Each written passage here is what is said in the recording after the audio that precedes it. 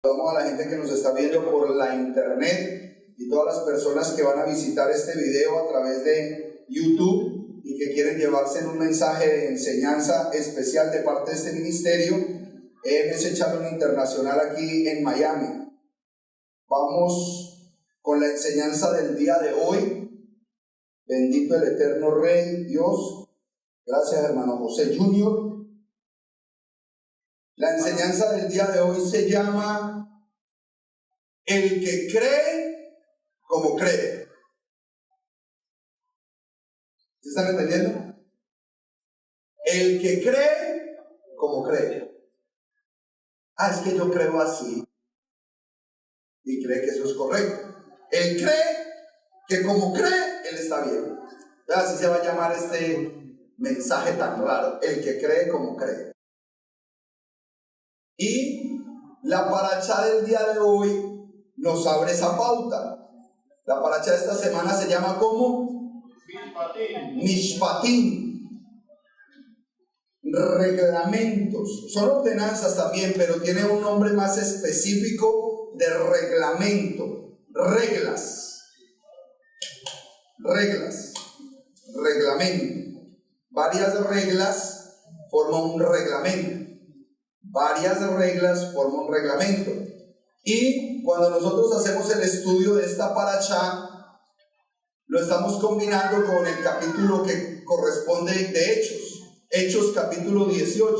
Y de manera muy especial, hoy nos permiten las reglas de estudio de Torá, las reglas escriturales del Pentateuco que el Eterno estableció desde el monte Sinaí. Medir. ¿Para qué es una regla?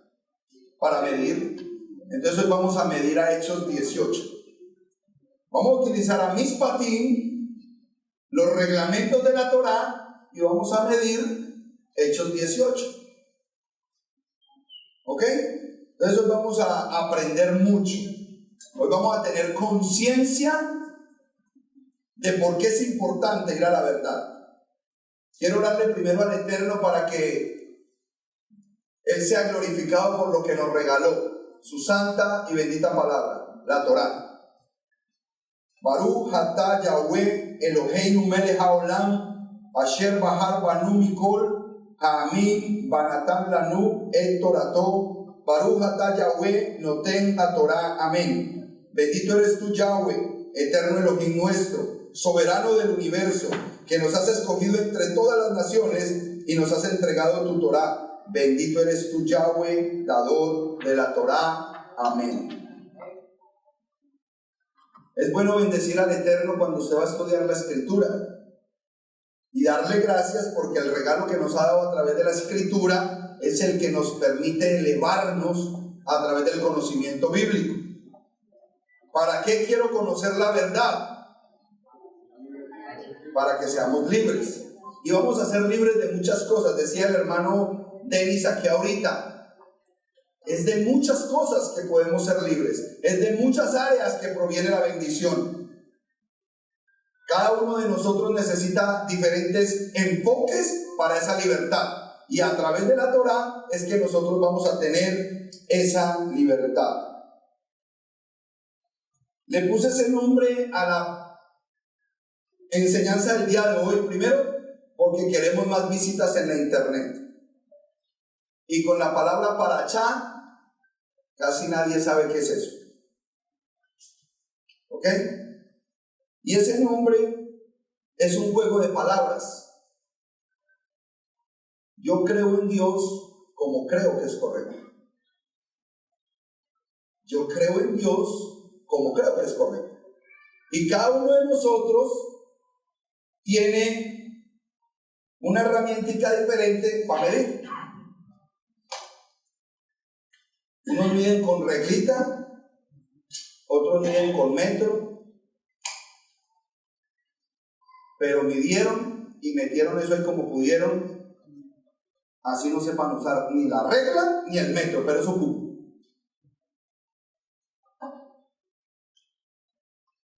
Hoy tenemos una idea errada de muchas cosas del nuevo pacto, del Brit Hadashah.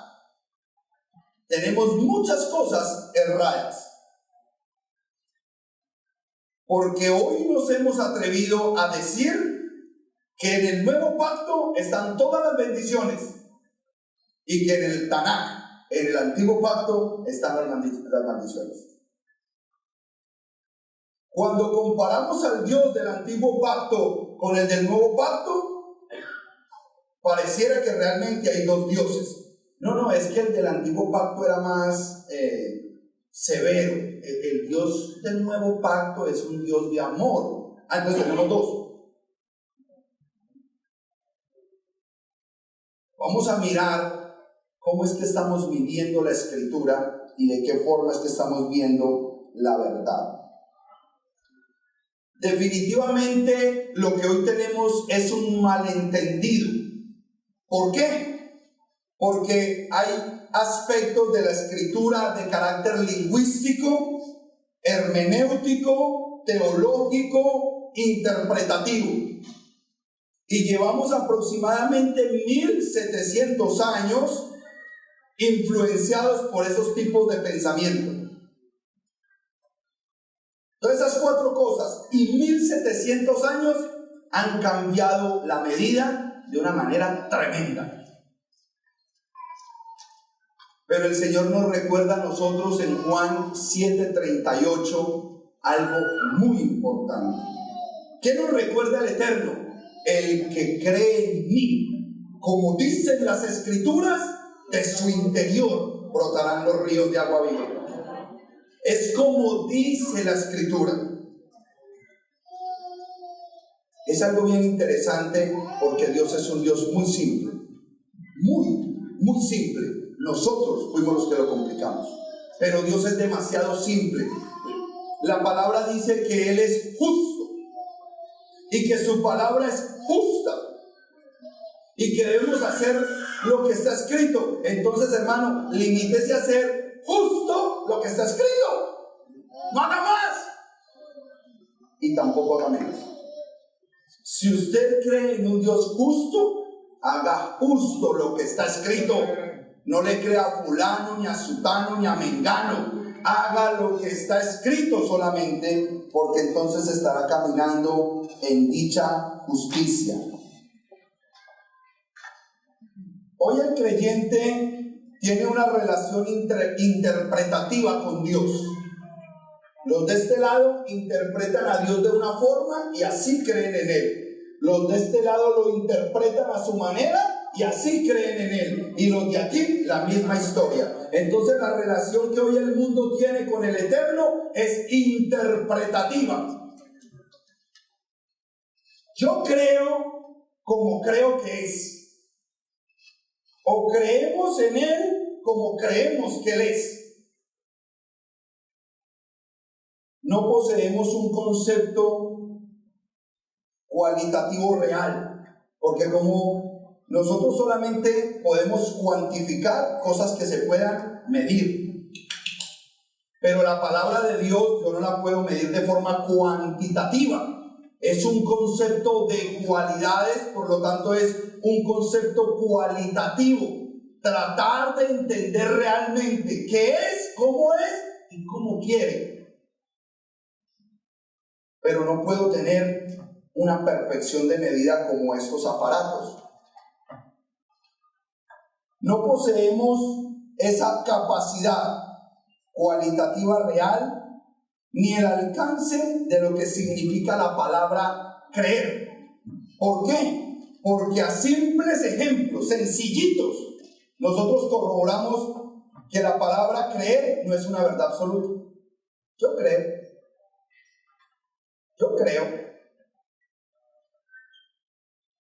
El decir yo creo es establecer una ambigüedad de lo posible.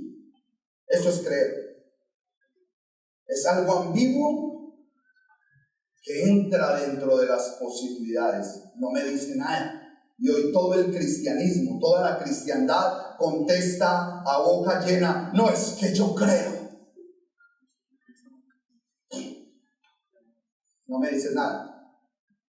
Porque la palabra como tal no tiene peso de medida. No la tiene. ese concepto ambiguo de lo posible es supremamente dudoso, que alcanza aún parámetros de azar. El azar, porque tú entras al Pobres con el dólar creyendo que los 800 millones son para ti. Y a verlos. Pero tú crees. No, tú tienes fe. Y el boleto lo metes dentro de la Biblia. Señor se glorifique. Y no se glorificó en esa área. Qué interesante. Creo no es más que un porcentaje de posibilidades en una totalidad de supuestos. Eso es la palabra creer. O sea que a nosotros como congregación no nos interesa caminar en el creer. Yo necesito un grado de medida más contundente, porque yo quiero la verdad y yo quiero la precisión de esa verdad. Cuando queremos calcular las medidas, a ver quién está más cerca de una verdad, ahí es donde nos vamos a dar cuenta. Yo quise poner un ejemplo especial. Yo quiero dos expertos en medidas aquí, dos expertos. El mismo hermano Denis, que ha trabajado en construcción, es experto en medidas. Venga para acá. ¿Qué otro hermano hay aquí que diga, pastor, yo soy experto en medidas? Héctor Lazo, vengan para acá. Yo sé que usted es experto en medidas. Ahora quiero uno que ni fu ni fa de medidas. Diga, pastor, realmente pésimo para las medidas. ¿Tú? Venga para acá. Ok. Hoy vamos a trabajar con ellos tres. El inexperto en medidas aquí y los dos expertos en medidas acá. 3 papelitos, por favor, Dianita, con lapicito. Se me había olvidado pedírtelos ahorita. O si alguien tiene eso. Y lapicerito, lápiz. Que yo quiero que los hermanos vayan mirando ese banner. Vayan mirándolo y calculando. Mirándolo. Voy a tapar los metros aquí. Mírenlo y calculen la medida de ese. A ver, tenemos 2 lápices acá, perfecto. 3, muy bien. Ok. Entonces, vamos a ver cómo estos hermanos operan. Uno se llama Santos. Ok. Colócame ahí, ¿cuánto crees tú que mide ese banner? Y él es el que no sabe. Un experto se llama Denis.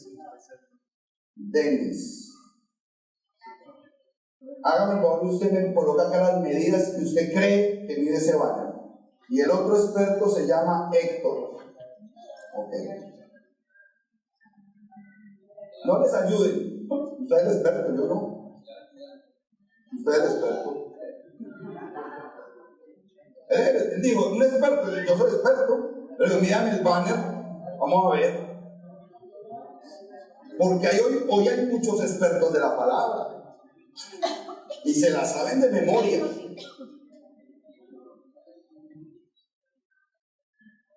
Ok. Resulta que aquí tengo 3 sistemas de medida. Este sistema métrico es solamente pulgadas. Solamente de pulgadas. Este tiene pulgadas a un lado y centímetros al otro. ¿Ok? Y esta es una regla igual, con pulgadas a un lado y centímetros al otro. ¿Ok? El más nuevo y el más profesional se lo voy a dar al que menos ventaja tiene. Como no sabemos, el más. Y los otros 2 expertos, deben sus papelitos, gracias. Ok. Ellos ya a cálculo hicieron un ejercicio, ¿ok? Vamos a empezar a analizar. Ok, el hermano Héctor coloca un 3 y una rayita arriba. No me digan, porque de pronto hay gente que no sabe. Levante la mano el que no sabía que la rayita arriba es pie. Levante la mano. ¿Ves? Los otros le chismosearon. Pero si yo me quedo con el 3 y la rayita arriba, los que levantaron la mano, 3 no sé, pero 3. 3 menos 5 y 2 rayitas arriba, por 6 y una rayita arriba. Dennis fue más simple, puso 6 rayitas por 3 rayitas arriba. Y el poco experto que acaba de llegar de Cuba, porque él hace poco llegó de Cuba, puso 1,5 metro por medio metro.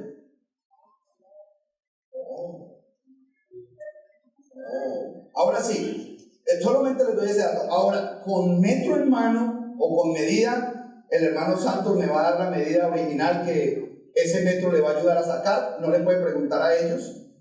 Denis hace su trabajo y usted hace su trabajo ya con medida reglamentaria para que sepamos la verdad de cuánto mide el letrero. ¿Ok? Y no los supuestos. ¿Ok? Y vamos a ver qué diferencia hay entre lo que se supone y una medida verdadera y real. Empiecen a medir, pero ¿por qué no miden? Cada uno haga su medida ahí como pueda. Me preocupa que ni la herramienta la saben manejar, pero bueno. Ok, vamos a esperar este resultado. Mientras que ellos hacen esa tarea, quiero contarles algo bien importante.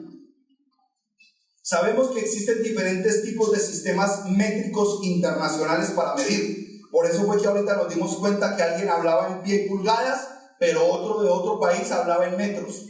Ahí hay una diferencia en el sistema métrico. ¿Ok? El sistema métrico que se estableció desde 1960 es un sistema internacional, donde todos los países operan bajo los mismos marcos de medidas. Solamente hay 3 que dicen, yo no voy a medir así, desde 1960. Esos 3 países son Birmania, Liberia y Estados Unidos de Norteamérica. Todos dijeron, listo, vamos a utilizar estas fuentes de medidas, pero 3 dijeron, no me gusta como tú dices. No me gusta, yo mido como yo quiera. Birmania, Liberia y Estados Unidos. Lo que se maneja internacionalmente es metro, kilogramo, o sea, metro para medidas de longitud, distancia, kilogramo para medidas de segundos, para medidas de amperios, para medidas de Kelvin, para medidas de ¿qué? Temperatura, mol, para medidas de ¿qué? Distancias moleculares, y candela, para medidas de ¿qué? Luminosidad. Eso fue lo que acordaron en 1960. ¿Ok? Pero entonces, cuando yo tomo una medida en un sistema y yo no entiendo ese sistema, utilizo los factores de conversión para ver cuánto representa. Y quiero contarles. De pronto hay aquí algunos que sepan. Nosotros vivimos en los Estados Unidos y nos toca el sistema de los Estados Unidos. Y si no, en un tipo nos haríamos un 8. ¿A cuánto equivale una pulgada? ¿Cómo? 2,5 centímetros, lo dice otro experto, lo corrijo. 2,54. Porque si usted se le olvidan esos 4, en una buena tajada de espacio, se nos daña el puente. Ese 2,5 no sirve, porque es 2,54. ¿A cuánto equivale un pie? 12 pulgadas. ¿A cómo? 12 pulgadas. Ella se quedó en la misma forma de pensamiento y está correcto. Ahora esas 12 las tiene que multiplicar por 2,54 para saber cuánto sería en el otro sistema métrico. Eso le equivale a 30,48 centímetros. Eso equivale a un pie. Una yarda. Las señoras que les gusta coser entienden de yardas. Inclusive yo he acompañado a mi mamá en Medellín al Hueco y todavía ya se dice yarda. Cuando usted va a comprar la tela, no se compra por metros. Allá, donde todo es en metros, se utiliza la palabra yarda. O sea que si usted no sabe cuánto es una yarda, el vestido le queda aquí. ¿Cómo así? ¿Es que no era el metro? No, usted lo pidió en yardas. Y en yardas no es un metro, es .914 metros, o sea, 91.40 centímetros. No alcanza a ser un metro. ¿Ah? Puede ser viveza. Me sale mejor venderlo en yardas porque me le gano unos centímetros al metro. Interesante postura. Oh, vean, me están ayudando a la prédica. O sea que me interesa enseñarte este versículo de esta manera porque me gano unos centímetros. Sigamos aprendiendo. Una milla. ¿A qué equivale una milla? Una milla equivale a 1609 metros. Eso es una milla. Por eso cuando usted va en el carro, usted dice, ay, pero vamos despacio a 60 millas. Mi hijo va casi a 100 kilómetros por hora. En Colombia lo acaba. Pero usted aquí, voy a 60. 60, multiplique eso por 1600 metros a la velocidad que usted va. ¿A cuánto equivale una libra en los Estados Unidos? Por eso a las mujeres les encanta pesarse en los Estados Unidos, porque la libra equivale solamente a 453 gramos, no alcanza los 500 colombianos, pesa menos en los Estados Unidos. Qué bendición estar en esta, pesamos menos. ¿Cómo no? Miren cómo nos engañan no conocer los sistemas de medida, no conocer las reglas, no conocer el reglamento. Y nosotros creemos que esos .4 va y viene. No me meto con onzas, con toneladas, con galones, con cuartos y con pie cúbico porque ni yo lo entiendo. Y eso que está estudiando ingeniería. Ok, después de haberles mostrado eso, vamos a ver qué resultado tuvieron los 3 ingenieros. ¿Amén? Bueno, 2 ingenieros y un técnico. Ingeniero 1.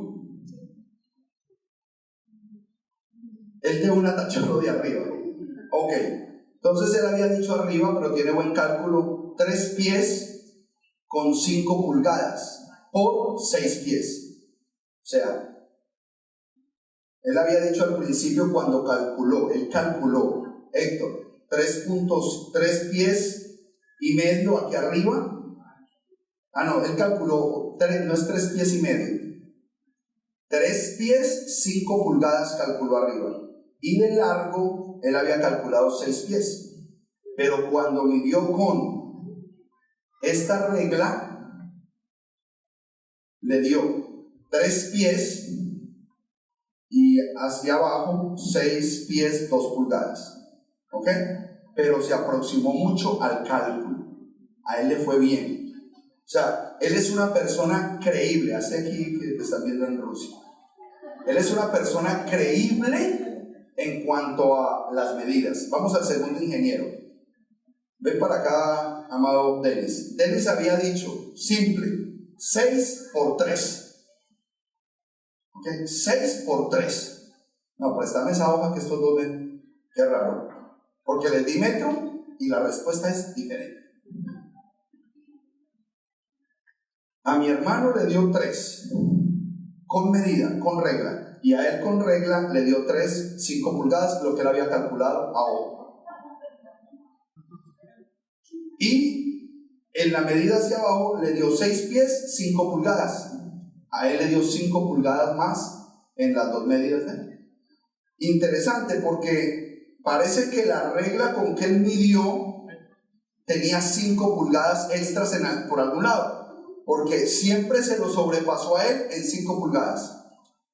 Interesante dato, ¿no? Eso es bueno analizarlo porque se supone que tenían herramientas de medida.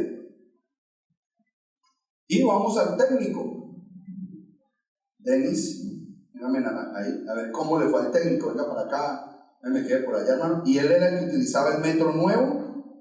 Dos que quedan quietos, potente. No le falta no que le diera el número y le hablara. Él puso 77 pies, él no conoce las convenciones, puso 77 pies por 38 pies, o sea que como que midió todo el salón. ¿Cierto que sí? ¿Qué dice acá? 77 pies por 38 pies, o sea que él ahí, como que eso fue una lupa y él midió fue todo el edificio.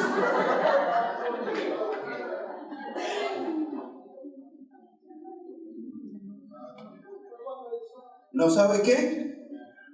No conoce la unidad de medida. No fue un error netamente, simplemente desconocía un comando, desconocía una forma. Lo que yo quiero hoy es que usted entienda que si no conocemos el verdadero sistema, vamos a dar resultados completamente diferentes en los propósitos del Eterno. Estamos viviendo diferente y se supone que usted y yo vamos a construir algo igual, y lo que vamos a construir usted y yo nos va a salir así, porque usted mide de una forma y yo mido de otra. No va a funcionar nuestra sociedad. O medimos todos con lo mismo o esto va a quedar así.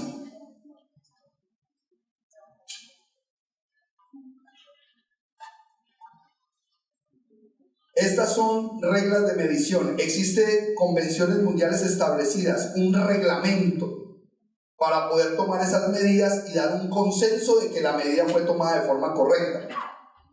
La palabra regla en hebreo es la palabra mashal, regla, mashal. Y vamos a empezar a entender por parachá qué fue lo que el Eterno dio en esta parachá. Éxodo 21:1.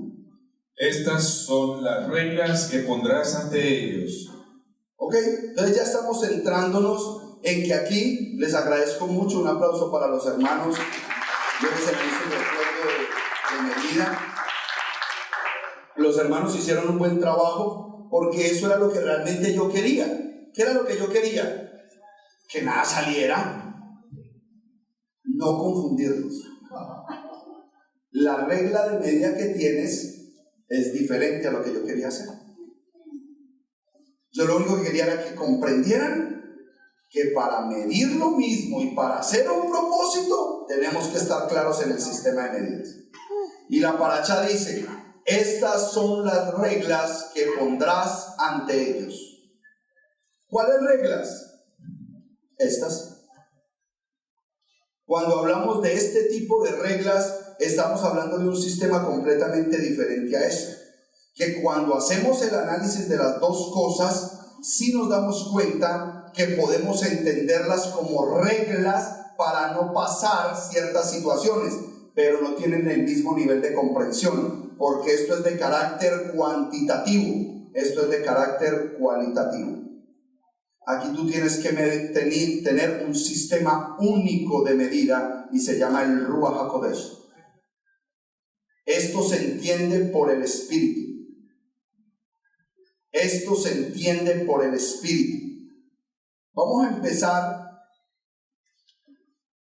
con aprendizaje. Éxodo 21:1 nos habla de estas son las reglas que pondrás ante ellos. Yo quise averiguar esa palabra reglas en el hebreo, cuál palabra era, y es la palabra mashal, que tiene como número en el Strong el número 4910. ¿Qué quiere decir mashal?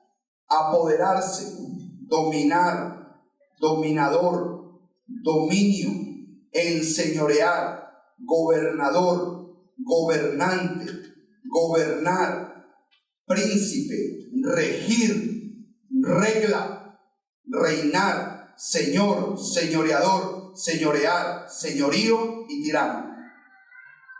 Como que esa regla solamente tiene que ver con poder, autoridad y mandatos. Reglas para poder gobernar. ¿Ok? Miren cómo dice Isaías 44:13a donde se utiliza la misma palabra mashal. El carpintero mide con una regla y hace trazo con un marcador. Labra con la gubia, traza con el compás. Ahí se utiliza la palabra mashal de regla. Está haciendo el mismo fenómeno de Éxodo 21:1. Está estableciendo medidas para poder gobernar. Hay diferentes acepciones a la palabra mashal en la concordancia. Existe la 49:11 que tiene que ver con asemejar, una medida asemejada, comparar, componer, hablar en proverbios. Los proverbios nos miden, proferir, proverbista, refrán, ser como, ser semejante a, usar. O sea que cuando ellos estaban calculando, estaban haciendo mashal, una especie de medida, aunque no era perfecta, era calculada. Existe el mashal 49:12 en la Strong, que viene de la raíz inicial 49:10 y dice: acción mental, máxima sustancia, usualmente metáfora, adagio, poema, discurso ejemplo, escarmiento, parábola, proverbio. Eso es la palabra mashal, medir, pero una medida especial. Ok, ¿cómo se llama la parashá? Mishpatim. Y le voy a preguntar a los que no fueron al Shabbat conmigo anoche. La palabra Mishpatim, ¿a qué palabra se te parece en la raíz? A Mishpahá. La palabra Mishpatim tiene la misma raíz de Mishpah. Mishpatim, Mishpahá. Y cuando nosotros leemos la parashá, nos damos cuenta que todas las normas que se están dando allí son normas para con el prójimo, para con los hermanos. O sea que estas son las reglas para vivir en familia, en sociedad.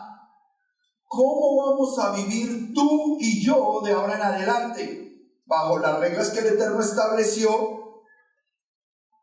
para nosotros. Estas no tienen nada que ver con Él, aunque mi relación contigo tiene que ver con Él. O sea, yo no puedo estar bien con Dios y mal con mis hermanos. ¿Hay algún error ahí? Algo está fallándonos y eso se tiene que arreglar, porque no puede ser así. Entonces, Ezequiel 44:11 también es un versículo que nos habla de medida, pero este tiene que ver con un concepto que está bajo la palabra juká o mandamiento hok o huk, que es la palabra 27:08. Leamos el versículo, por favor. Y estarán en mi santuario como servidores, encargados de las puertas del templo y sirviendo en el templo. Ellos degollarán el holocausto y el sacrificio por el pueblo, y estarán de pie delante de los sacerdotes para servirles. Ahí se está hablando de reglamentos para ejecutar una labor. ¿De qué forma se van a hacer? ¿Cuáles son las reglas de medida para ejecutar cierta tarea? Y tiene que ver con el concepto de reglamentos para.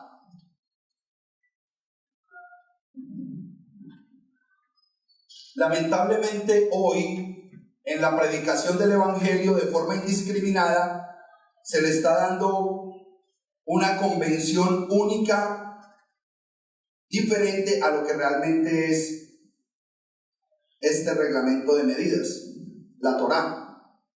Cada cual quiere aproximar el concepto a lo que puede entender de acá. Y creemos que es tanto, o que es así, o que es asá.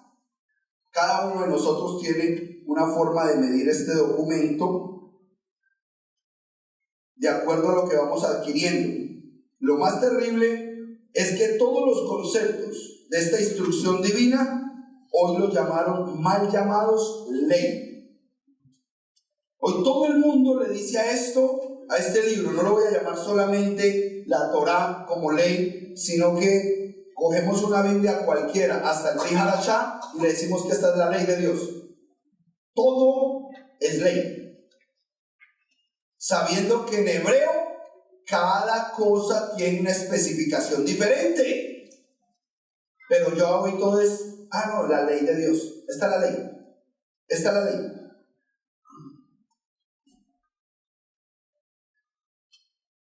En la parashá de Mishpatim se está hablando de los que la leyeron, leyes de esclavos, cómo tratar a los esclavos, leyes contra la violencia.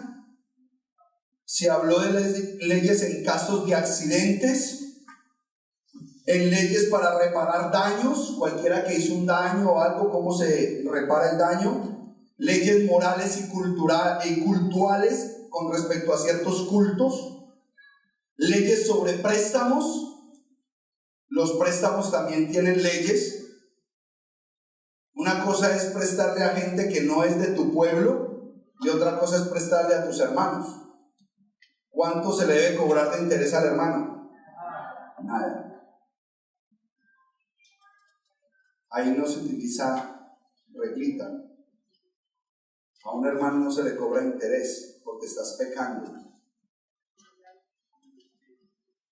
Leyes para ejercer justicia, leyes de reposo de la tierra y un pasaje de esa parashá importante, y quiero que lo leamos porque me parece valioso entender la grandeza que se le dan a las 3 fiestas más importantes o a las 3 fiestas de peregrinación que estaban en la parashá en Éxodo 23 del 14 al 19. Escuchemos. 3 veces al año me celebrarán una festividad. Observarán la fiesta de los ácimos, comiendo pan ácimo por 7 días como te he mandado, al tiempo establecido en el mes de Abib, porque en él salieron ustedes de Misrayim, y nadie aparecerá delante de mí con las manos vacías. Y la fiesta de la cosecha, de los primeros frutos de tu trabajo, de lo que sembraste en el campo, y la fiesta de la recolección al fin del año, cuando recolectes los resultados de tu trabajo del campo. 3 veces al año aparecerán todos tus varones delante de Ha-Adon Yahweh. No ofrecerás la sangre de mi sacrificio con nada leudado, y la grasa de mis ofrendas festivas no se dejará hasta la mañana. Lo mejor de los primeros frutos traerás a la casa de Yahweh tu poderoso. No cocinarás un cabrito en la leche de su madre. 3 fiestas importantes en la gama de las 7 festividades de Torá. Pesach, Shavuot y Sukkot. Esas 3 fiestas son importantes. ¿Cómo debemos venir a las fiestas? Primero, con gozo, con shalom y con alegría. Y segundo, no venir con las manos vacías. Ese es el tiempo de ofrendarle al Eterno. Esos tipos de leyes que yo les acabé de leer, que ustedes lo vieron en la parashá, solamente son en 4 capítulos que estudiamos esta semana. En los 613 mandamientos hay una amplia regulación acerca de cómo vamos a medir los mandamientos y de qué manera se legislan. Los 613 mandamientos tienen leyes muy diversas. Hay leyes civiles. Muchas de las que se trataron hoy son leyes civiles. Cómo interactuar con la población. Las leyes morales de Dios, esas son leyes morales. Eso no tiene discusión, eso no tiene cambio. Y están en las 10 palabras. los 10 mandamientos, los 14 mandamientos, las 10 palabras, esas son leyes morales de Dios. Eso no tiene negociación. Eso no tiene negociación. Hay leyes ceremoniales. Hay leyes sacrificiales en los 613 mandamientos, en toda la Torá. Hay leyes alimenticias o de nutrición. El Eterno nos dice a nosotros cómo nos debemos alimentar. Ojo y cuidado, que en toda la Escritura hay unas famosas leyes rabínicas que han salido y han aflorado en la historia del mensaje, y durante el transcurso de toda la historia hasta la venida del Mesías, esas leyes fueron legisladas por el Mesías de una manera especial, porque de aquí, de esas leyes que el Señor estableció, aparecieron hombres que establecieron otras leyes y se conocen como leyes rabínicas o leyes de hombres. Y mire lo que dice Marcos 7, del 7 al 9. Y en vano me rinden culto, enseñando como doctrina preceptos de hombres, porque ustedes dejan los mandamientos de Elohim y se aferran a la tradición de los hombres. Y añadió: diestramente desechan ustedes el mandamiento de Elohim para establecer su tradición. Primero la tradición de los hombres antes que el mandamiento de Dios. Y a eso vino el Mesías. Primero el mandamiento de Dios. Primero el mandamiento de Dios. Eso no se juega con el mandamiento de Dios. Las mismas palabras están en Mateo 15, del 7 al 9. Hipócritas, bien profetizó Yeshayá de ustedes diciendo: este pueblo me honra de labios, pero su corazón está lejos de mí, y en vano me rinden culto, enseñando como doctrina mandamientos de hombres. No, amados hermanos, nosotros no fuimos llamados a coludirnos con la simpleza, sino a crecer en la sabiduría y aplicar la verdad escritural como norma de vida. Lo que el Eterno dijo acá, así hay que hacerlo. Esa es la medida de nosotros. Nosotros no vamos a caminar obedeciendo palabras de hombres. Queremos tener y vivir Torah sin dejar apagar el Ruach HaKodesh establecido en nosotros por la emuná en el Mesías. Esta es la parte más difícil de un ministerio como el de nosotros. ¿Cómo hacemos para caminar en obediencia pero con el Espíritu? El video de esta semana es el de Hechos capítulo 18. Vamos a ver el video, pero hoy lo vamos a ver de manera diferente. ¿Por qué? Porque ese video se presta para que lo midamos. Vamos a coger una reglita que se llama la Torá y vamos a medir ese capítulo 18 que corresponde a lo que estamos queriendo hacer nosotros. Entonces vamos a empezar. Bájenme las luces para que las pantallas se vean bien en el video y vamos a empezar. Vamos a ponerle mucho cuidado porque vamos a parar el video donde quiero que miramos. Allí se encontró con un judío llamado Aquila, natural del Ponto, y con su esposa Priscila. Hacía poco había llegado de Italia porque Claudio había mandado que todos los judíos fueran expulsados de Roma. Pablo fue a verlos, y como hacía tiendas de campaña al igual que ellos, se quedó para que trabajaran juntos. ¿Qué hacían? Yo quiero que usted se ponga a estudiar profundamente si realmente ellos hacían tiendas de campaña, porque en esa época ni en Jerusalén, ni en Corinto, ni en los lugares que ellos estaban visitando, vivían en tiendas de campaña. Entonces yo no sé quiénes están haciendo tiendas de campaña. Las casas de esa época ya eran en piedra y dentro de las ciudades como fortalezas.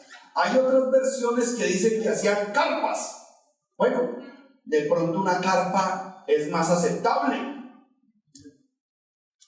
pero de pronto no era una carpa como nosotros lo imaginamos si se lo sumamos a la palabra tienda. Podría ser esa pequeña carpa que todo judío se ponía para poder orar, llamada talit. Entonces, ahí hay una medida que a mí no me cuadra.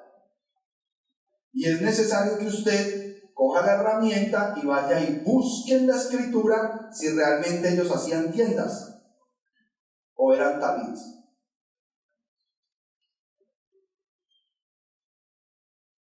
Sucas, pero entonces solamente trabajarían en la época de septiembre-octubre, que se pueden hacer también, porque en Israel es un negocio vender sucas. Pero bueno, les dejo esa inquietud de medida, a ver si realmente eran carpas. Continuemos. Todos los sábados discutía en la sinagoga, tratando de persuadir a judíos y a griegos. Perdón. ¿Qué? ¿A quién trataba de persuadir? Judíos y griegos. ¿Sabe que cuando el rabino Shaul, Pablo, estaba empezando a predicar la escritura, la palabra, el mensaje del Mesías, él primero persuadía a judíos y también a griegos? Leamos Hechos 16 del 1 al 3, por favor, para que empecemos a tener en cuenta estas medidas. Llegó a Derbe y Listra, y allí conoció a cierto discípulo llamado Timoteo, hijo de una mujer judía creyente, pero de padre griego. Él gozaba de buen testimonio entre los hermanos en Listra y en Iconio. Como Shaul quería que éste fuera con él, lo llevó y lo circuncidó por causa de los yahuditas que estaban en aquellos lugares, porque todos sabían que su padre era griego. Aquí empiezan las combinaciones raras. Llegó un discípulo que la mamá era judía, pero el papá era ¿de dónde? Griego. O sea que ahí no podemos hablar de un judío puro. Ya empezó a mezclarse con una nación que se llamaba griega, una nación griega. Y para poder ejercer el ministerio con tranquilidad, porque Pablo era un conocedor de la Torá, dijo: espérate que primero lo tengo que circuncidar para que todos estos también los judíos no me cojan de tema. Entonces vamos a empezar a analizar cada uno de los movimientos que en este capítulo se dan, por qué tenían una marca importante en la Torá. Se supone que si Pablo, Rab Shaul, el rabino Shaul, tenía por objetivo liberarnos de esa famosa ley, no hubiese circuncidado a su discípulo. Lo primero que hizo fue lo circuncidó, porque yo quiero que este mensaje corra y no quiero inconvenientes en el camino para ponerme a alegar de que está circuncidado, que no, primero lo tengo circuncidado.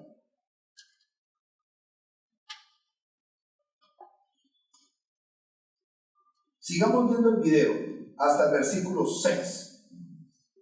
Cuando Silas y Timoteo llegaron de Macedonia, Pablo se dedicó exclusivamente a la predicación, testificándoles a los judíos que Jesús era el Mesías. Pero cuando los judíos se opusieron a Pablo y lo insultaron, este se sacudió la ropa en señal de protesta y les dijo: ¡que su sangre caiga sobre sus cabezas!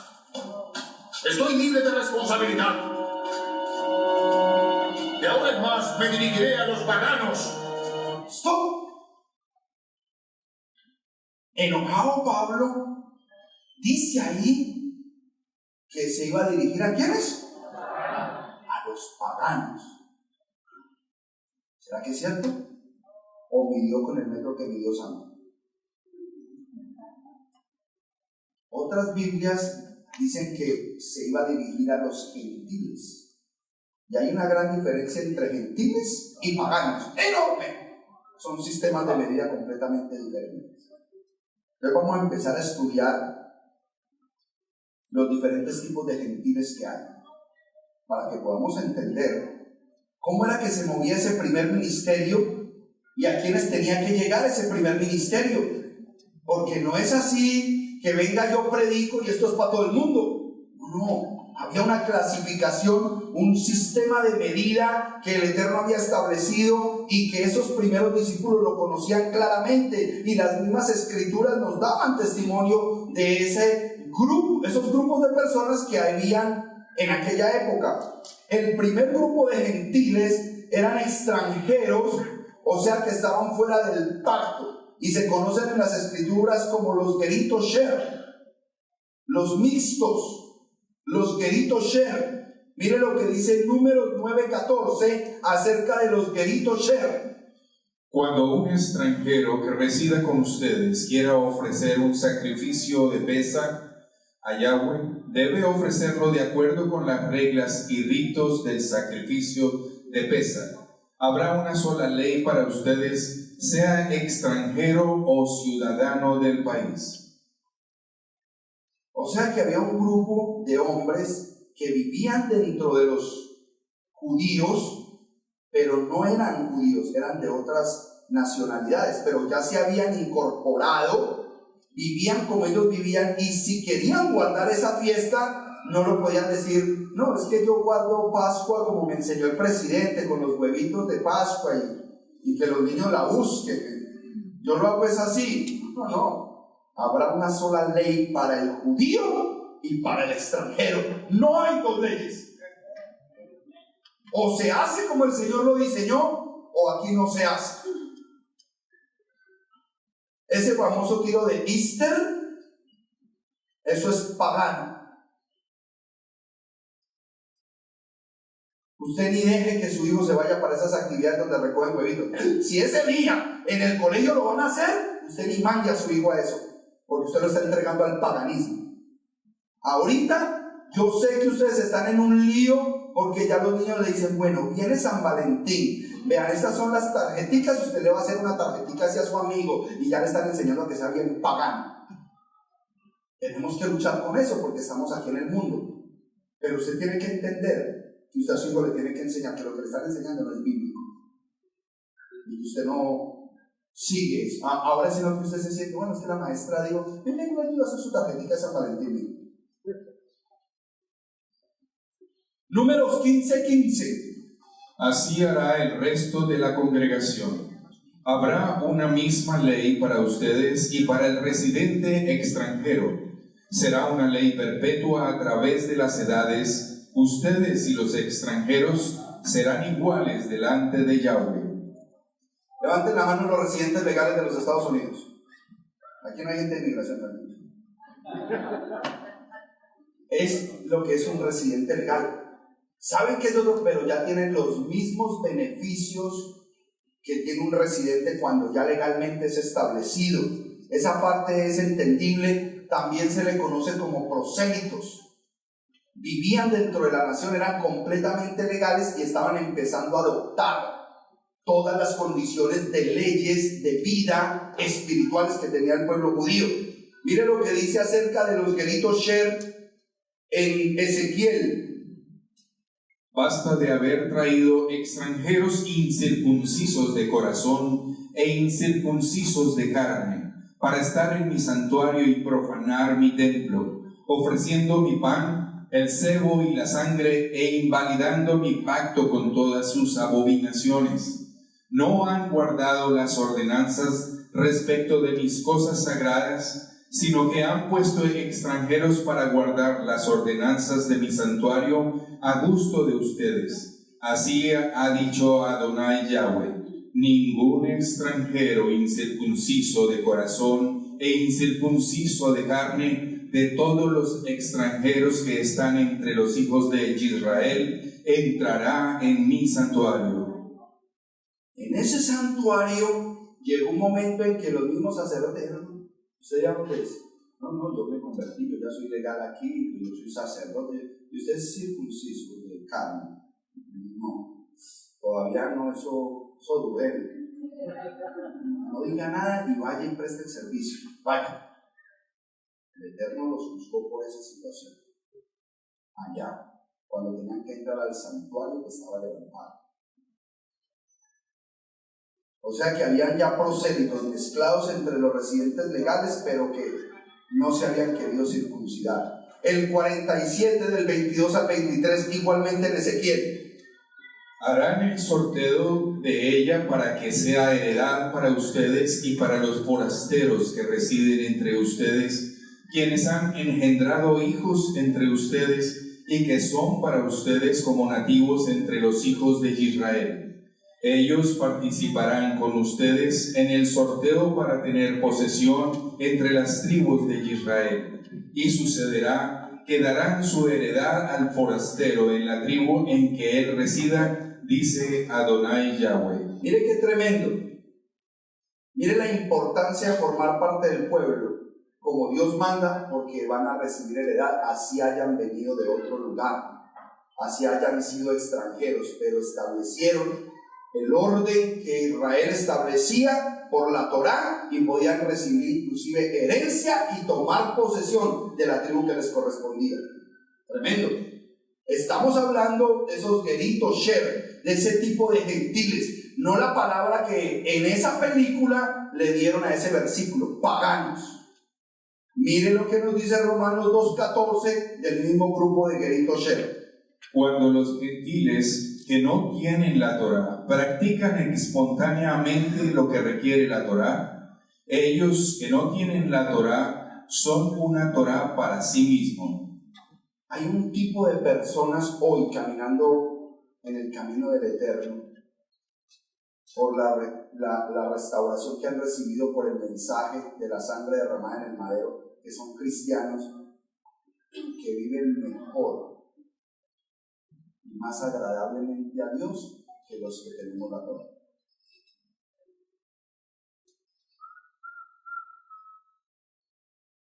Esos cristianos entregados, dados a que nosotros de pronto a veces nos reímos, no, pero es que miren cómo los usan, cómo les sacan, pero lo dan con una pasión que ni siquiera uno de Torá, que sabe que lo tiene que dar con pasión, ¿verdad? Esos son los geritos sher. No conocen Torá y viven mejor que nosotros que la conocemos. Hay otro tipo de gentiles. Se conocen las escrituras como los temerosos de Yahweh, los Geri Hashair, los justos de las naciones. Miren, uno de ellos lo conocemos como Cornelio. Hechos 10:2. Era devoto y respetuoso de Yahweh con toda su familia. Hacía muchas obras de caridad para el pueblo y oraba regularmente a Yahweh. No importa el país que fuera el hombre, pero eso sí daba un testimonio de respeto al pueblo de Dios y a las cosas de Dios, que los empezaron a llamar los temerosos de Yahweh, los Geri Hashir, los justos de las naciones. El versículo 22 de ese mismo capítulo, hermano José. Ellos dijeron: Cornelio, el oficial militar, un hombre justo, respetuoso de Yahweh y que tiene buen testimonio por parte de toda la nación de los yahuditas, tuvo respuesta de Yahweh por medio de un mensajero santo, encargándole que te hiciera ir a su casa para escuchar lo que tú dijeras. Ese era uno de aquellos justos de las naciones, Cornelio. Otro pasaje en el capítulo 15 del 19 al 21, otro Geri Hashair. Por lo cual yo juzgo que no hay que inquietar a los gentiles que se convierten a Yahweh, sino que se les escriba que se aparten de las contaminaciones de los ídolos, de fornicación, de lo estrangulado y de sangre, porque desde tiempos antiguos Moshe tiene en cada ciudad quienes lo proclamen en las sinagogas, donde se lee cada Shabbat. Ese es el orden de un verdadero converso. El que no conoce el mensaje se convierte al Mesías Yeshua y empieza a guardar esas 4 cosas. ¿Cuáles son? No idolatría, nada dedicado a la idolatría, no fornicación, no morcilla y no animales ahogados, muertos de forma incorrecta. Por eso nosotros les decimos tanto cuidado con la carne que se está comiendo ahora, porque posiblemente es de animal que no fue muerto de forma correcta. Es mejor que coma berenjena. Y el último, 18:7, también del libro de los Hechos, que es el versículo que sigue ahí ahorita en el video. Se trasladó de allí y entró en la casa de un hombre llamado Tito Justo, quien era respetuoso de Yahweh y cuya casa estaba junto a la sinagoga. El versículo que sigue, cuando salió enojado y dijo que le iba a predicar a los paganos, esa palabra pagano no va ahí. Eso es un error, porque el mismo versículo dice que el que seguía y vivía enseguida de la sinagoga era un temeroso de Yahweh, era un gentil, no era un pagano, porque hay una gran diferencia entre gentil y pagano. Hay otro tipo de gentiles que se conoce como los eframitas. ¿Alguien conoce un eframita en este lugar? ¿No? Mira el del lado. Dígale, ¿usted es de la tribu de Efraín? No, ¿no conocen un eframita? Mira el del lado, porque ese es un eframita de la tribu de Efraín. Diga, yo soy eframita. Se conocen como los Melo Hagoim, los dispersos, las tribus dispersas de Israel desde el año 722 antes del Mesías, y están nombrados desde Génesis 31, 35, 11.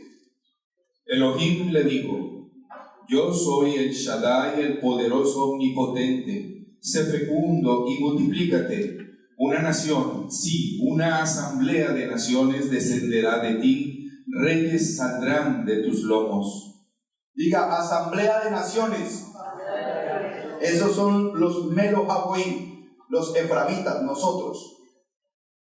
El 48:19 en Génesis.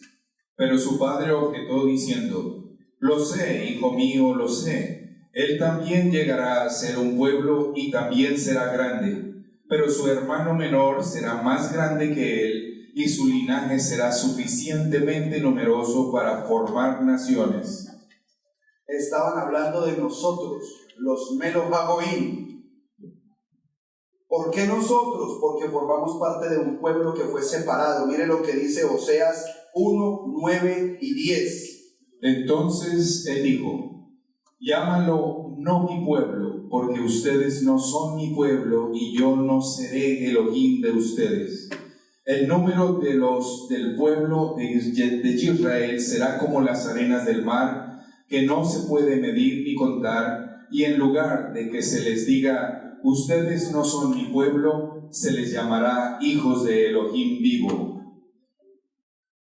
Ahí está profetizando acerca de las tribus que se habían perdido, pero que luego regresaremos. Amén. Es importante tener sentido de identidad, como decía el hermano Andrés ahora en la alabanza. Nos debemos sentir parte de Israel. Romanos 11:25 en el Brit Hadashah también nos habla al respecto. Hermanos, para que no sean sabios en su propio concepto, no quiero que ignoren este misterio, que el endurecimiento que le ha ocurrido a Israel es parcial, hasta que haya entrado el número pleno de gentiles. Romanos 9, del 24 al 29. Esos somos nosotros, a quienes Él ha llamado no solo de entre los yahuditas, sino también de entre los gentiles. Como también dice en Hosea: al que no era mi pueblo lo llamaré pueblo mío, y amada a la que no es amada. Y en el mismo lugar donde les dijeron que ustedes no son mi pueblo, allí los llamarán hijos de Elohim vivo. También Yeshayá proclama con respecto a Israel: aunque el número de los hijos de Israel sea como la arena del mar, solo un remanente se salvará, porque Yahweh ejecutará su sentencia pronto y con vigor sobre la tierra. Y como dijo antes Yeshayá: si Yahweh de los ejércitos no nos hubiera dejado descendencia, habríamos venido a ser como Sedom, y no pareceríamos a Amorá, y nos pareciéramos a Amorá. Isaías 9:1 sigue hablando de los Melo Hagoim, nosotros. Porque si fuera a haber Si fuera a haber algún amanecer para ese país que está en estrechez, solamente el rey anterior habría traído humillación a la tierra de Zebulún y la tierra de Naftalí, mientras que el último habría traído honor al camino del mar, al otro lado del Jardín, al Galil de las naciones. Eso fue dicho en Isaías 700 años antes de que el Mesías estableciera ese mismo momento en Mateo 4, del 15 al 16, por boca del mismo Mashiach. Tierra de Zebulún y tierra de Naftalí, camino del mar, al otro lado del Jardín, el Galil de los gentiles. El pueblo que moraba en tinieblas vio una gran luz, y a los que moraban en la región de sombra mortal, una luz los iluminó. Nosotros estamos bajo esas reglas de medida profética. Son unas reglas de luz que fueron establecidas. Somos un pueblo medido bajo criterios de luz profética. Eso Él ya lo estableció y nosotros formamos parte de esa medida, y esa medida se va a cumplir a plenitud. Esa luz profética que nos mide es la que está rigiendo el día a día de nosotros hasta la venida del Mashiach. Y usted tiene que ser consciente de eso. Por último, ahora sí vamos a conocer el error que se dijo ahí, que es un pagano, porque aquí no hay paganos. Vamos a entender verdaderamente qué es un pagano. Y de los paganos, muy poquitos se van a salvar. ¿Qué es un pagano? Primera de Corintios 12:2. Ustedes saben que cuando eran gentiles, iban según los arrastraban tras los ídolos mudos. ¿Qué es un pagano que va detrás de qué? Un idólatra. ¿Ok? Aquí no hay de eso. Paganos, Efesios 4:17. Esto digo e insisto en el Maestro, que no se conduzcan más como se conducen los gentiles en la vanidad de sus mentes. ¿Qué es un pagano? Uno de mente vanidosa. ¿Qué es una mente vanidosa? Una mente que lo único que piensa son cosas vanas, superficiales y que de nada aprovechan. En cambio nosotros vivimos para la Torah, para el conocimiento, para la expansión, para crecer espiritualmente, para llevar el mensaje. Si no, estamos cayendo en mentes vanas, y eso es del paganismo. Primera de Tesalonicenses 4:5. No con bajas pasiones como los gentiles que no conocen a Elohim. No podemos caminar en ¿qué? Bajas pasiones. Cuidado. Y la última yo se las quiero leer, porque esta es la más brava de todas. Romanos 1, del 18 al 32. Dice la Escritura: y la ira de Elohim se manifiesta desde el cielo contra toda impiedad e injusticia de los hombres que con injusticia estorban a la verdad. Porque lo que de Elohim se puede conocer es evidente entre ellos, pues Elohim se los ha hecho evidente. Porque sus atributos invisibles, su eterno poder y su divinidad se dejan ver desde lo creado en el mundo y se perciben en las cosas creadas, de modo que no tienen excusa. Porque habiendo conocido a Yahweh, no le glorificaron como a Elohim ni le dieron gracias. Más bien se envanecieron en sus razonamientos y su mente insensata se les oscureció. Pretendiendo ser sabios, se volvieron necios y cambiaron la gloria del Elohim incorruptible por una imagen en semejanza de hombre corruptible, de aves, de cuadrúpedos y de reptiles. Por eso Elohim los abandonó a la impureza de sus pasiones en sus corazones, para deshonrar sus cuerpos entre ellos mismos. Ellos cambiaron la verdad de Elohim por la mentira y veneraron y rindieron culto a la creación antes que al Creador, que es bendito por los siglos. Amén. Por esa razón Elohim los dejó a merced de pasiones vergonzosas, pues sus mujeres cambiaron las relaciones naturales por las relaciones antinaturales. Y lo mismo hicieron los hombres, dejaron las relaciones naturales con la mujer y se encendieron en sus pasiones desordenadas unos con otros, cometiendo actos vergonzosos hombres con hombres y recibiendo en sí mismos el castigo que corresponde a su extravío. Pero como ellos no se dignaron tener en cuenta a Yahweh, los abandonó Elohim a una mente reprobada para hacer lo que no se debe. Se han llenado de toda injusticia, maldad, avaricia, perversidad. Están colmados de envidias, homicidios, contiendas, engaños, malas intenciones. Son contenciosos, calumniadores, enemigos de Elohim, insolentes, arrogantes, jactanciosos, con inventiva para lo malo, desobedientes a sus padres, sin discernimiento, desleales, crueles y sin compasión, a pesar de que ellos reconocen el justo veredicto de Elohim, que los que practican tales cosas son dignos de muerte. No solo las hacen, sino que también se complacen en los que las practican. Esa es una radiografía de un pagano. Y ahí no entramos nosotros. Ahí no entramos nosotros. Pero es importante que usted sepa la diferencia cuando la Escritura te habla de un gentil o de un pagano. Porque los gentiles tú tienes que verificar bien cuál es esa medida. Porque nosotros fuimos traídos de los gentiles para ahora ser parte de Israel. Amén. Si usted ya fue bañado por la sangre del Mesías, usted no puede decir que usted es un gentil. Porque usted está diciendo, yo soy extranjero fuera de pacto. No, usted ya fue injertado al olivo, al Israel de Dios. Vámonos hasta el versículo 11 en el video.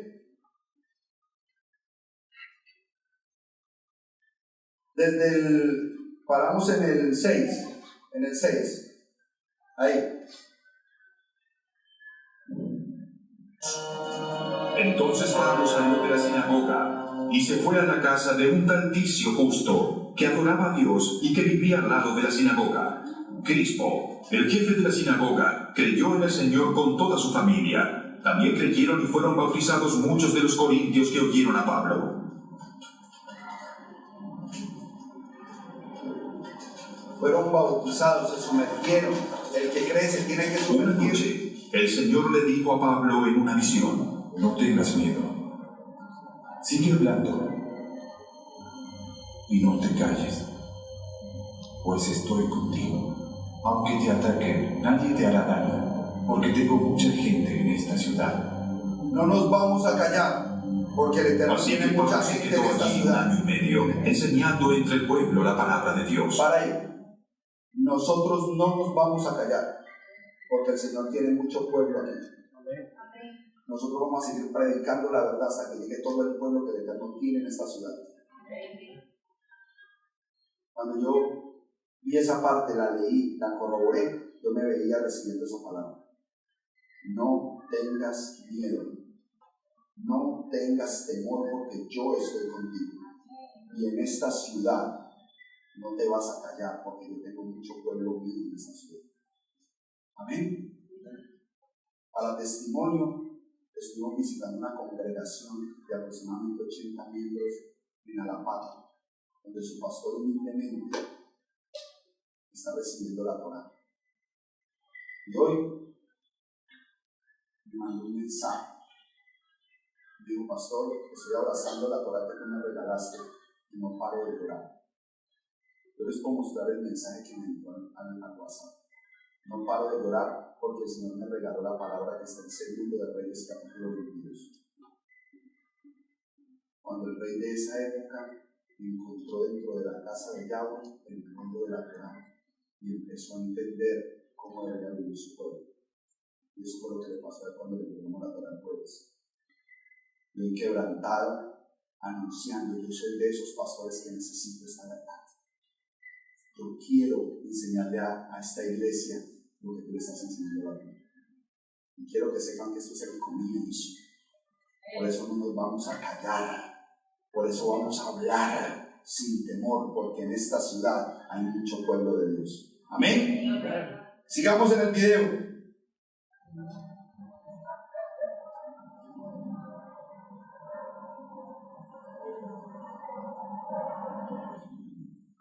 Mientras Galión era gobernador de Acaya, los judíos atacaron a Pablo y lo condujeron al tribunal. Este hombre denunciaron ellos. anda persuadiendo a la gente a adorar a Dios de una manera que va en contra de nuestra ley. Pablo ya iba a hablar cuando Galión les dijo: Si ustedes los judíos lo demandaran sobre algún delito o algún crimen grave, sería razonable que yo los escuchara. Sigue.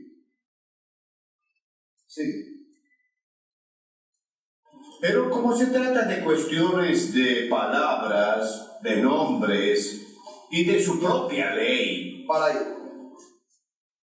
Pero como se trata de nombres, palabras y su propia ley, ese hombre, pues ¿sabe qué digo? Mire, yo mido con otro sistema de medida. Y como yo no conozco el sistema de medida suyo, y las discusiones de ustedes son nombres, palabras, y esa ley que es solamente de ustedes, a mí no me metan en su problema. Ustedes solucionen su vida, porque yo no conozco sus palabras. Filipenses 3, del 5 al 6, y no lo muestres para no quitar el video, simplemente léelo por favor. Circuncidado al 8º día, del linaje de Israel, de la tribu de Benjamín, hebreo de pura cepa, en cuanto a la Torá, fariseo, en cuanto al celo, perseguidor de la comunidad, en cuanto a la justicia de la Torá, irreprensible. Ahí está haciendo una descripción magistral de ese que querían ajusticiar con este hombre pagano, con este griego, de Saulo. Lo que acaba de leer el hermano es una radiografía de la clase de hombre que era Saulo, Shaul. Vuelve a leer esa descripción de ese hombre. Circuncidado al 8º día, del linaje de Israel, de la tribu de Benjamín, hebreo de pura cepa, en cuanto a la Torá, fariseo, en cuanto al celo, perseguidor de la comunidad, en cuanto a la justicia de la Torá, irreprensible. O sea que no era cualquier persona. Y cuando Pablo habla, Rab Shaul habla, nosotros tenemos que leer con mucho detenimiento, porque hoy en día no se entienden las palabras difíciles de Pablo. Es delicado escuchar a Pablo porque él no era cualquiera. Y hoy estamos predicando a Rab Shaul como si fuera cualquier cristiano que se convirtió y vino del paganismo. No, señor. Las palabras de él son palabras muchas veces difíciles de entender, dice una de las cartas de Pedro. Sigamos viendo el video, por favor, hasta el 15. Arréglense entre ustedes. Arreglen ese problema ustedes que saben el tipo de medida de ustedes. A mí no me metan en eso que yo no sé medir ahí. Yo no quiero ser juez de tales cosas. Así que mandó que los expulsaran del tribunal. Entonces se abalanzaron todos sobre Sóstenes, el jefe de la sinagoga, y lo golpearon delante del tribunal. Pero Galión no le dio ninguna importancia al asunto. Para ahí, por favor. El lío que habían eran palabras, nombres y una ley que ese hombre no conocía, pero Pablo la conocía muy bien, la Torá. Les tengo un pequeño mensaje de Karl Barth. Este es considerado el teólogo más grande del cristianismo del siglo pasado. Karl Barth llegó a un momento de su vida donde reconoció la importancia de un estudio de la Biblia desde una posición hebrea, con una mejor comprensión de la misma, cuando afirmó: uno tiene que asumir la postura de un judío cuando estudia las Escrituras o descartar dicha empresa. La Biblia no hace sentido a nadie que no sea al menos espiritualmente un semita. Miren lo que está diciendo uno de los cristianos más grandes del siglo pasado.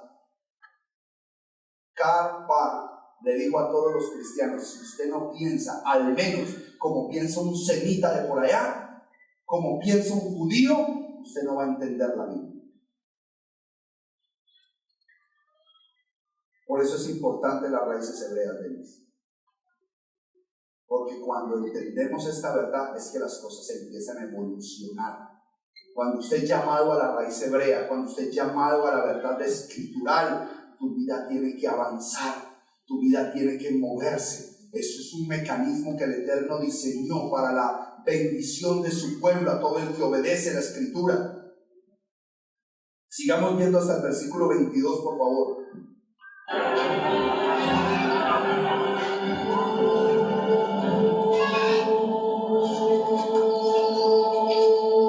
Pablo permaneció en Corintio algún tiempo más. Luego se despidió de los hermanos y emprendió el viaje rumbo a Siria, acompañado de Priscila y Aquila. En Cencreas, antes de embarcarse, se hizo rapar la cabeza a causa de un voto que había hecho.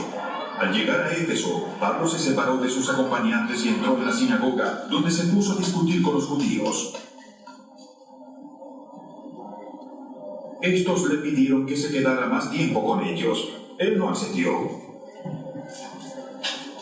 Pero al despedirse, les prometió: Ya volveré, siempre que Dios quiere. Pare ahí, no se puede ir hasta el 22. Mira lo único que digo del versículo 21. Volveré siempre que Dios quiera. No dijo más nada. Léeme de una vez, por favor, Hechos 18 para que retomemos este pedacito. Pero Shaul, después de quedarse allí muchos días más, se despidió de los hermanos e iba navegando hacia Siria, y con él iban Priscila y Aquila. En Cencreas se rapó la cabeza porque había hecho un voto. Ojo que ese que leyeron ahorita en Filipenses 3, 5 al 6, judío de Torá irreprensible, se rapó la cabeza. ¿Por qué se la rapó? ¿Sería que de pronto era hincha de algún equipo y tenía que irse para el estadio rapado? ¿O estaba claro en el voto que había hecho? Pero ahí no dice nada más del famoso voto. Ahora, él ahí en ese versículo 21 está diciendo que él se va a ir y que va a volver si Dios quiere. Sigamos con el video un momentito. Y zarpó de Éfeso. Cuando desembarcó en Cesarea, subió a Jerusalén a saludar a la iglesia y luego bajó a Antioquía. ¿Qué pasa? Parece que en ese recorrido pasó por Jerusalén rapado. Eso es lo único que dice ese video. Vamos a ver si las escrituras dicen lo que ese video dice, porque esa es la película del libro de los Hechos, verso por verso, palabra por palabra. Eso dice la película. Vamos a ver qué dice realmente el versículo 19 al 21. Escuchen muy bien. Llegaron a Éfeso y él los dejó allí, y entró en la sinagoga y se puso a discutir con los yahuditas. Pero a pesar de que ellos le pedían que se quedara por más tiempo, no accedió, sino que se despidió y dijo: por todos los medios tengo que celebrar la fiesta venidera en Jerusalén. ¿Eso lo dijo la película? No. Si Dios quiere, yo vuelvo. Vuélveme a leer lo que él dijo, que la película no lo dijo. Sino que se despidió y dijo: por todos los medios tengo que celebrar la fiesta venidera. Para ahí, si de pronto puedo, de pronto el barco pasa por allá, por todos los medios tengo que ir a celebrar la fiesta en Jerusalén. Porque era de las fiestas que estábamos hablando ahorita. Fiestas de peregrinaje donde él tenía como obediente a la Torá que asistir. Qué interesante que esa película cristiana esa parte no la dice. No le hace fuerza a las cosas que tienen que ser de Torá. Interesante. Vuelve a leer, mi hermano, hasta el 21 y perdona que te interrumpa tanto, pero es que esto hay que medirlo bien medido. Llegaron a Éfeso y él los dejó allí, y entró en la sinagoga y se puso a discutir con los yahuditas. Pero a pesar de que ellos le pedían que se quedara por más tiempo, no accedió, sino que se despidió y dijo: por todos los medios tengo que celebrar la fiesta venidera en Jerusalén, como es mi costumbre. En otra ocasión volveré a ustedes, si Yahweh lo permite. Y zarpó de Éfeso. Se comieron por pedazos. No mire esa parte, que esa parte no hay necesidad de medir. Esa la ponemos al cálculo. La parte más importante era entender por qué había hecho el voto y que él tenía que ir a Jerusalén por todos los medios, como fuera, para celebrar la fiesta. ¿Cómo nosotros logramos entender esa medida? Números 6, del 2 al 5, la Torá. Habla a los israelitas y diles: si alguien, sea hombre o mujer, expresa explícitamente un voto de Nazir para apartarse para Yahweh, se abstendrá de vino y de cualquier otro embriagante. No beberá vinagre de vino ni de ningún otro embriagante, ni beberá nada en lo que hayan remojado uvas, ni comerá uvas frescas ni secas. Durante su periodo como Nazir no puede comer nada que se obtenga de la vid, ni las semillas ni la piel. Durante el periodo de su voto como Nazir no pasará navaja por su cabeza, permanecerá consagrado hasta que se complete su periodo como Nazir de Yahweh. Dejará sin recortar el cabello de su cabeza. Él se rapa hasta que llegue a Jerusalén, al templo, y mientras que eso pasa, no va a volver a pasar una cuchilla por su cabeza, porque el voto empieza con raparse, y de ahí en adelante no va a consumir nada que tenga que ver con uva, ni con ningún fruto de la vid, ni nada embriagante, ni pasará ninguna cuchilla por su cabeza, hasta que cumpla el voto nazareo. Versículo de ese mismo capítulo, versículo 13, 18 y 21, para entenderlo de la rapada. Este es el ritual para el Nazir. El día que se cumpla su periodo como Nazir, se le traerá a la entrada de la carpa de reunión. ¿Cuál es la carpa de reunión? El santuario, el templo, porque la carpa de reunión ya para esos días era el templo. O sea que por todos los medios tenía que ir a Jerusalén, porque él no se podía hacer ese voto y terminarlo en cualquier otra iglesia romana, italiana, ni francesa, ni asiática. No, tenía que ser a la puerta del tabernáculo de reunión. El 18. El Nazir afeitará entonces su cabello consagrado a la entrada de la carpa de reunión, y tomará los mechones de su cabello consagrado y los pondrá en el fuego que está debajo del sacrificio de bienestar.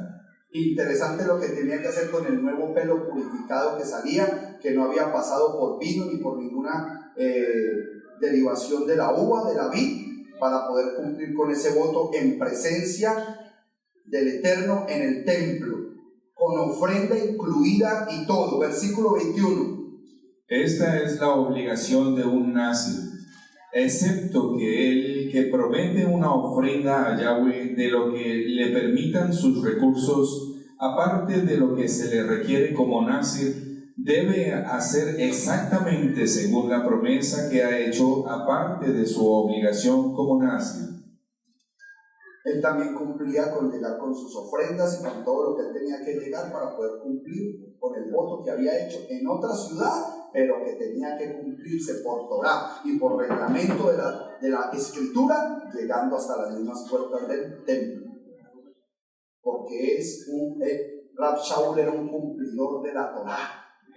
Pero ahí no nos importa que lo vean así. No, él se convirtió al cristianismo. Ya esas cosas no hay que hacerlas.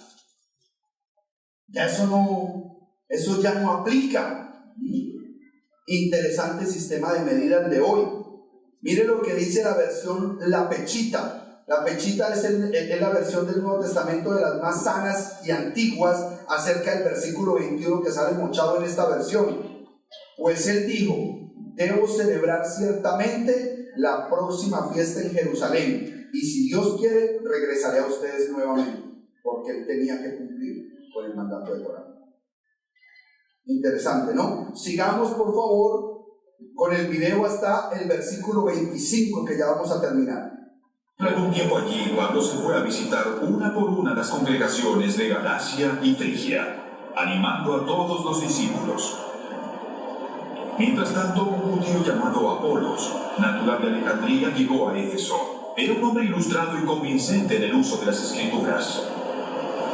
Había sido instruido en el camino del Señor y con gran fervor hablaba sobre Jesús y enseñaba con mucha exactitud, aunque conocía solo el bautismo de Juan. Bueno, sabía la Escritura, pero ¿con qué? Precisión. Aunque solamente se había bautizado en el bautizo de Juan. O sea, que como que no estaba completo. Se la sabía y se enseñaba con una perfección, pero no se había sumergido en el único nombre en el cual los hombres podrán ser salvos. En el nombre de Yeshua, como lo dice Hechos 2:38. Cuando le preguntaron a Pedro, hermanos, varones, ¿qué haremos? ¿Qué les contestó Pedro? Arrepentidos y sea sumergido cada uno de vosotros en el nombre de Yeshua para perdón de pecados y recibiréis el don del Espíritu Santo. Si no hay, por más que tú te sepas la Escritura, aún con precisión, como Apolos, pero no te has sumergido en el nombre de Yeshua, estás medio. Entonces, ¿qué hay que hacer? Sigamos. ¿Qué hay que hacer con los Apolos? Comenzó a hablar valientemente en la sinagoga.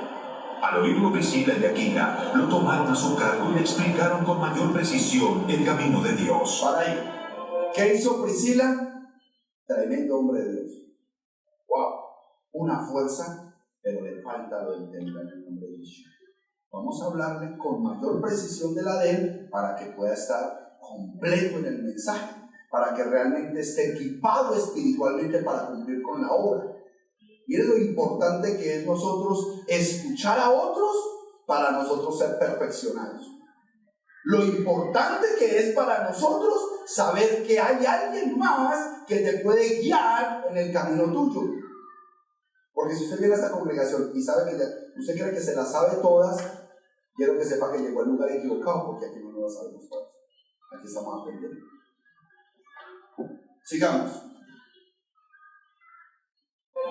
Como Apolos quería pasar a Acaya, los hermanos lo animaron y les escribieron a los discípulos de allá para que lo recibieran. Y entonces, cuando llegó, ayudó mucho a quienes por la gracia habían creído, pues refutaba a los judíos, demostrando por las Escrituras que Jesús es el Mesías.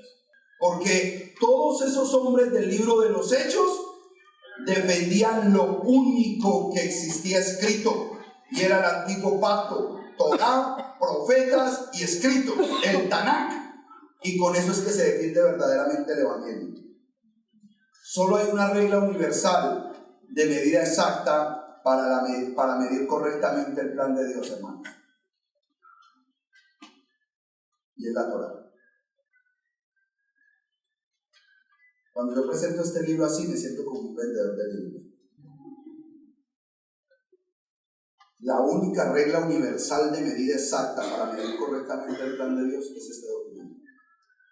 Si nosotros no aprovechamos lo que el Eterno nos está dando en este tiempo y nos sumergimos en el conocimiento de la Parashá, reconociendo el comentario rabínico, verdadero, de lo que el Eterno estableció a través de hombres sabios que nos han revelado tantas cosas maravillosas de este documento en carácter profético, vamos a medir como medimos ahorita el letrero.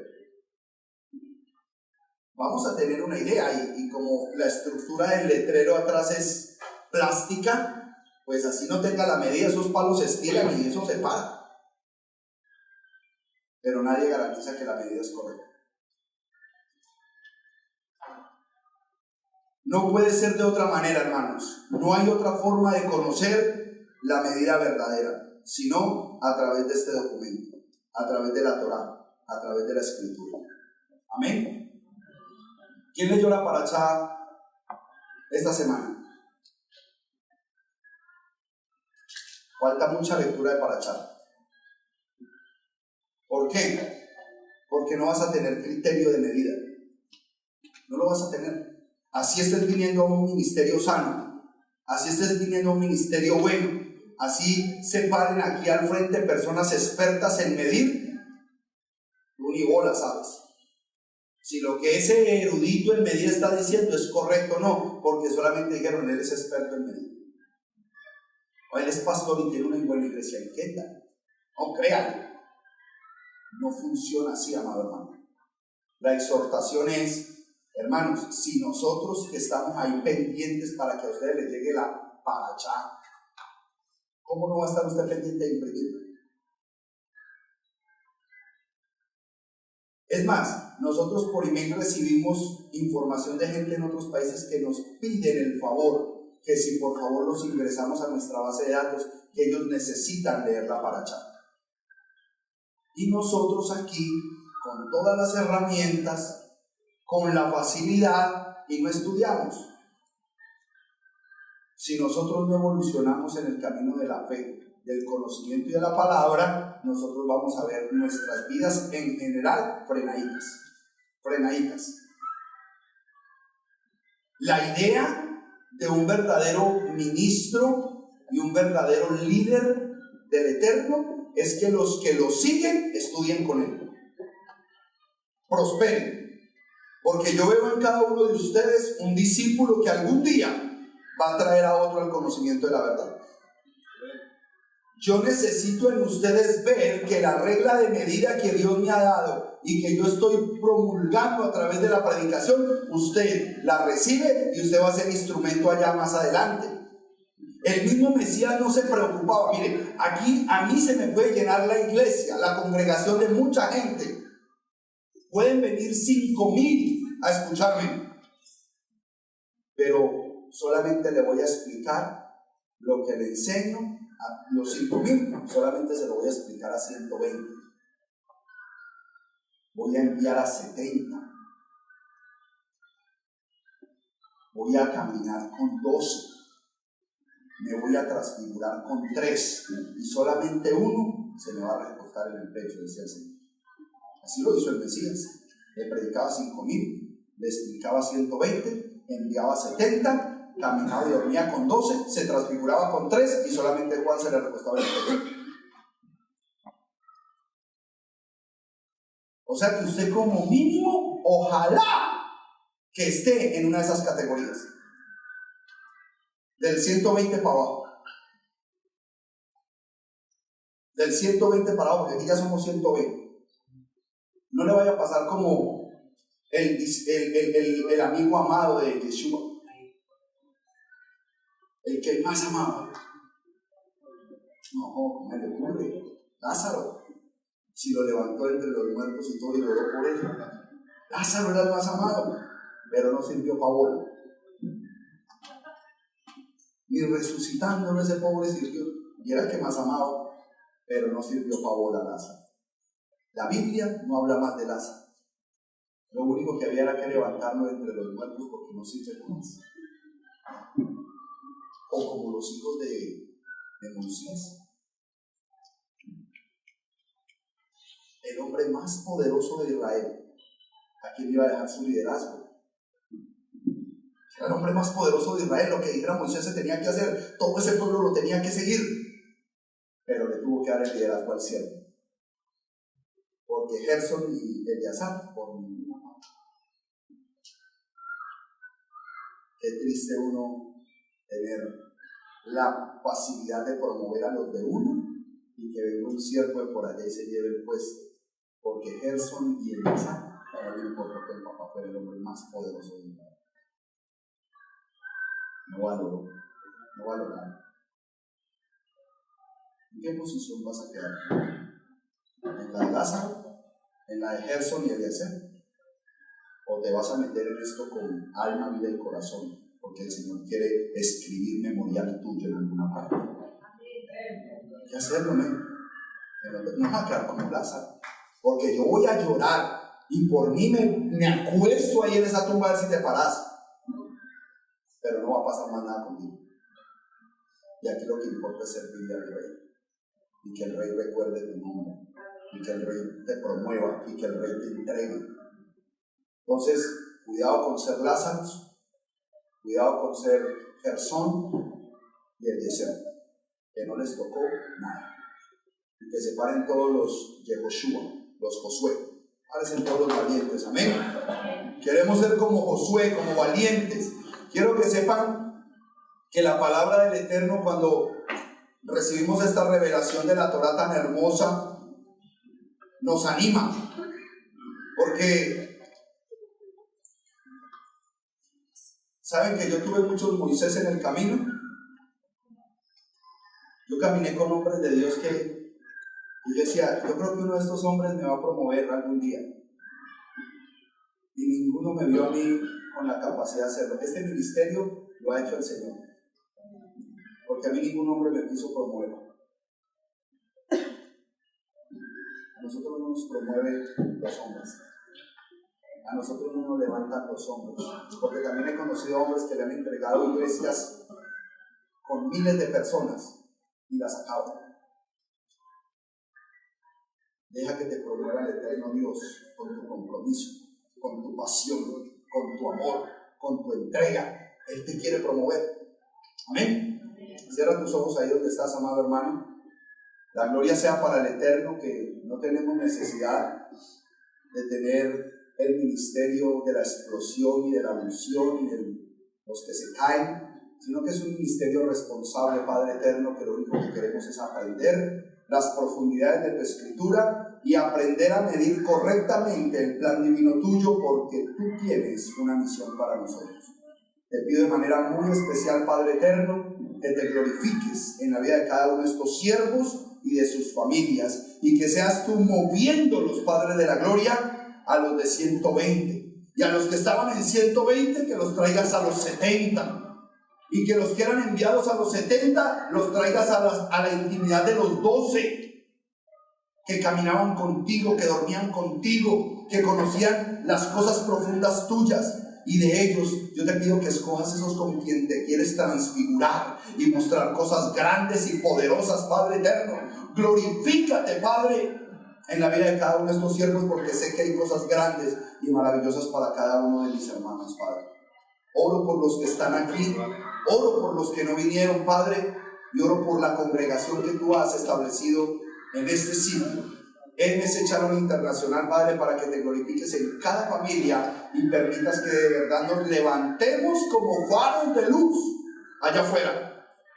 No permitas que ninguna situación adversa atente contra los propósitos del Dios de Israel. Te alabamos, te bendecimos y te glorificamos en esta hora, en el nombre poderoso del Adón, Yeshua HaMashiach. Amén y amén. Gloria al Eterno.